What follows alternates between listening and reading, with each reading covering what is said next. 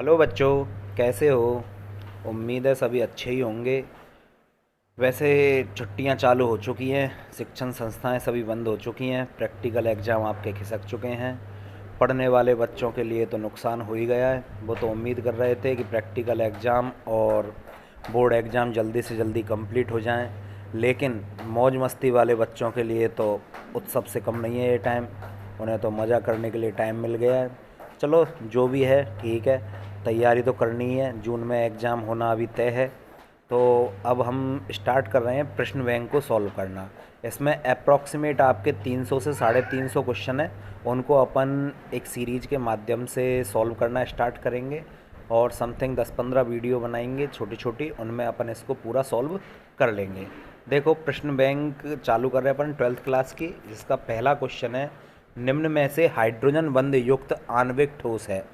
तो हाइड्रोजन बंध आपको पता है किन में पाया जाता है? उच्च विद्युत ऋणता वाले तत्व फ्लोरीन, ऑक्सीजन और नाइट्रोजन। ट्रिक के लिए अपन फोन याद कर लेते हैं, तो ऑब्वियसली इसका आंसर क्या हो जाएगा आपका? बी, HF, हाइड्रोजन फ्लोराइड में आपका क्या पाया जाता है? हाइड्रोजन बंध। सेकंड क्वेश्चन है, BCC काय केंद्रित इकाई कोष्टिका में कणों की संख्या क्या होगी? तो बॉडी सेंटर्ड क्यूबिक में कणों की संख्या कितनी होती है आपकी? 2। ठीक है, क्योंकि SCC में कणों की संख्या 1, BCC में 2, FCC में 4 और ECC में आपकी 2 होती है। मूर्खों का सोना किसे कहा जाता है? मूर्खों का सोना बोलते हैं अपन फेरस सल्फाइड, FeS को। तो इसका डी ऑप्शन हो जाएगा। एक्चुअली क्या है कि FeS में Fe+2 आयन Fe+3 आयन में परिवर्तित होते रहते हैं और इलेक्ट्रॉन अंतः परिवर्तन के कारण सोने जैसी एक चमक उत्पन्न हो जाती है, जिसे मूर्खों का सोना बोला जाता है। यह धनायनिक रिक्तिका के कारण होता है, जिसमें Fe+2 आयन अपने जगह को छोड़कर बाहर निकल जाते हैं। क्वेश्चन नंबर 4 की बात करें, प्रत्येक गोले के लिए चतुष्फलकीय रिक्तियां कितनी होती हैं? तो तुम्हें पता है चतुष्फलकीय रिक्तियों की संख्या अवयवी कणों की संख्या और अष्टफलकीय रिक्तियों की संख्या से क्या होती है? डबल होती हैं। अब यदि मैं मानूँ प्रत्येक चतुष्फलकीय रिक्तियां कितनी होंगी, तो जस्ट डबल होंगी। तो आंसर हो जाएगा इसका C, 2n। तो 2n इसका आंसर होगा C ऑप्शन। क्वेश्चन नंबर 5, अर्धचालकों की चालकता ताप बढ़ाने पर, अब आपको पता है अर्धचालक किसे कहते हैं? जो 0 केल्विन ताप पर तो क्या होते हैं? कुचालक। और ताप जैसे ही इंक्रीज किया जाए तो चालन बैंड से इलेक्ट्रॉन संयोजी बैंड से इलेक्ट्रॉन चालन बैंड में गति कर जाते हैं। तो ताप बढ़ाने पर इलेक्ट्रॉनों का मूवमेंट बढ़ेगा, और इलेक्ट्रॉन का मूवमेंट यदि बढ़ेगा तो चालकता के मान ऑब्वियसली बढ़ेंगे ही बढ़ेंगे। तो इसका आंसर हो जाएगा आपका ए। ठीक है, चलो क्वेश्चन नंबर 6 को करते हैं। अक्रिस्टलीय ठोस का उदाहरण है। अक्रिस्टलीय ठोस वे ठोस जिनमें नियमित ज्यामितीय व्यवस्था नहीं पाई जाती है, वो क्या कहलाते हैं? आपके अक्रिस्टलीय ठोस कहलाते हैं। अब NaCl आपका आयनिक ठोस होता है। ZnS ये भी आपका नहीं होगा। कॉपर धातु मेटेलिक हो जाएगी, तो इसका ऑप्शन होगा आपका C, कागज़। ठीक है, क्वेश्चन नंबर 7 है हमारा, फलक केंद्रित घनीय इकाई कोष्टिका में संकुलन दक्षता होगी। तो FCC में संकुलन दक्षता होती है आपकी 74%। और इसके अलावा SCC में होती है 52.4%। HCP यहाँ मिसप्रिंट है। क्वेश्चन नंबर नेक्स्ट है आपका, सहसंयोजी ठोस का उदाहरण है। तो सहसंयोजी ठोस में सबसे पहले हम NaCl को देखें तो ये आयनिक ठोस होता है। हीरा ये आपका क्रिस्टलीय ठोस होता है। कांच एक अक्रिस्टलीय ठोस होता है। ठीक है, और रबर जो है ये आपका अक्रिस्टलीय ठोस है। अब आंसर जाएगा आपका सहसंयोजी ठोस में हीरा, क्योंकि इसमें कोवलेंट बॉन्ड पाए जाते हैं। हीरा, ग्रेफाइट, फुलरिन, सिलिकॉन कार्बाइड ये सभी आपके सहसंयोजी ठोस ही होते हैं। तो बी ऑप्शन इसका सही हो जाएगा। क्वेश्चन नंबर 10, क्रिस्टल जालक कितने प्रकार के होते हैं? तो क्रिस्टल जालकों को 7 भाग और 14 प्रकारों में वर्गीकृत किया जाता है। तो भाग तो 7 होते हैं और प्रकार इसके 14 हो जाएंगे। सी ऑप्शन सही होगा। क्वेश्चन नंबर 11, आदर्श विलयन के लिए आवश्यक शर्त क्या होती है? तो आदर्श विलयन वे विलयन कहलाते हैं जो ताप, दाब, सांद्रता इत्यादि की सभी परिस्थितियों में राउल्ट के नियम की पालना करते हैं। राउले के नियम की पालना करने वाले विलयन आदर्श विलयन कहलाते हैं। अब इनके लिए क्या होता है, विलेय और विलायक को मिलाने पर जो विलयन का आयतन है वो परिवर्तन नहीं होना चाहिए मिश्रण का। एंथैल्पी का परिवर्तन नहीं होना चाहिए, तो डेल एच मिश्रण बराबर 0 होना चाहिए, ए सही है। डेल बी मिश्रण बराबर 0 होना चाहिए, ये भी सही है। राउल्ट के नियम की पालना करनी चाहिए, ये भी सही है। और डी ऑप्शन में उपरोक्त सभी, इसका मतलब आंसर डी सही होगा। क्वेश्चन नंबर 12, जब किसी विलायक में कोई विलेय मिलाया जाता है तो क्वथनांक में कमी होती है, क्वथनांक में वृद्धि होती है, क्वथनांक समान रहता है, पहले क्वथनांक कम फिर क्वथनांक में वृद्धि होती है। तो जब किसी विलायक में विलेय को मिलाया जाता है तो वाष्प दाब में क्या आ जाती है, थोड़ी सी कमी आ जाती है, क्योंकि विलयन का वाष्प दाब शुद्ध विलायक से क्या होता है, कम। अब वाष्प दाब कम हो जाएगा तो इस सिचुएशन में जो एक एटमॉस्फेयर दाब है उसको लेट प्राप्त करेगा, तो उसका क्वथनांक क्या हो जाएगा, बढ़ जाएगा। तो बी ऑप्शन इसका सही होगा। क्वेश्चन नंबर 13, कौन सा नियम एक गैस की द्रव में विलेयता के मध्य संबंध को बताता है?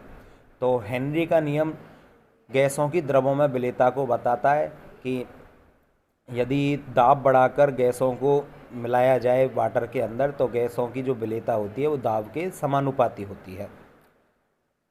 कौन सा द्रव राउल्ट के नियम से धनात्मक विचलन प्रदर्शित करता है? तो फर्स्ट ऑप्शन है आपका जल प्लस HCl, तो ये तो हो जाएगा आपका नेगेटिव डेविएशन शो करने वाला।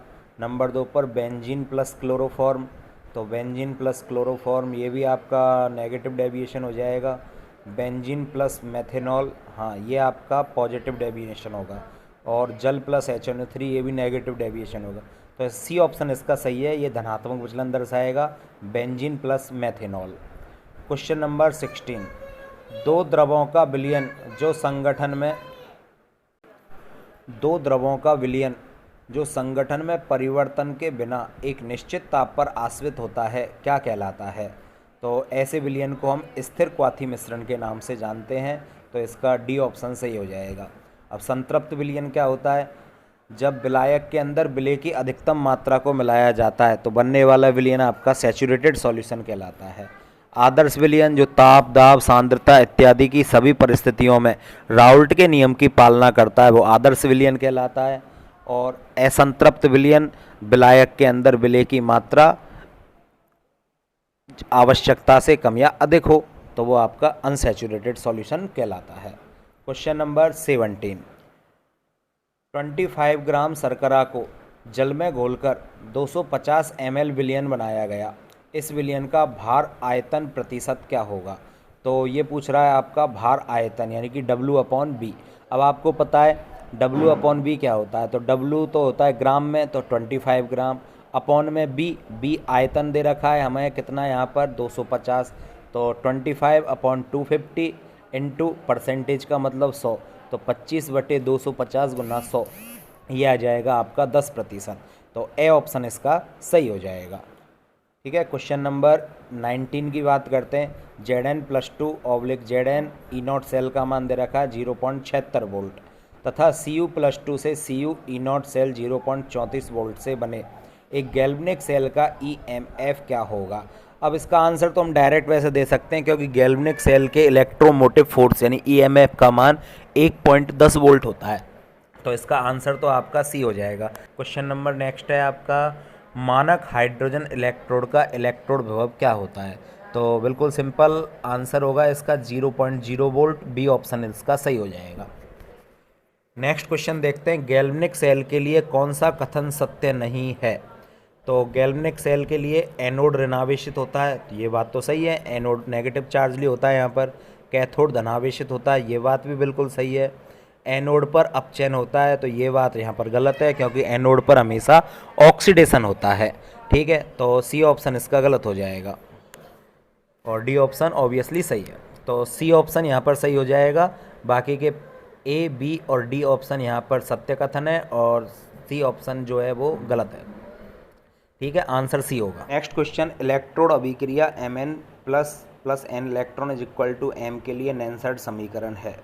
अब देखो इसमें वैल्यू पॉजिटिव में दे रखी है, तो इसका डी ऑप्शन सही होगा। मैं इसे सॉल्व करके बताता हूँ आपको कैसे। देखो इक्वेशन है आपकी, metal N plus aqueous plus N electron is equal to M plus N। अब इसके लिए नैनसर्ड समीकरण हमें लिखना है, तो E बराबर E0 cell minus 0.0591 upon n log 10 ऊपर हो जाएगा आपका, सॉरी ये मैंने गलत लिख दिया, मेटल सॉलिड स्टेट में रखी है, तो metal upon metal plus ion. अब देखो m को मैं 1 लिख सकता हूँ और इसका दूसरा रूप जो दे रखा है मेरे को E बराबर ई नॉट सेल माइनस यहाँ पर इसको RT अपॉन NF और ये नेचुरल लॉग में दे रखा है और 1 अपॉन m प्लस n में इसको इस तरह से भी रिप्रेजेंट कर सकता हूँ। ठीक है, अब यहाँ पर ये प्लस साइन दे रखा है तो इसको प्लस करने के लिए मुझे क्या करना पड़ेगा, ई नॉट सेल ये पॉजिटिव RT अपॉन NF वही ln, बस इसको ऊपर ले जाऊंगा मैं,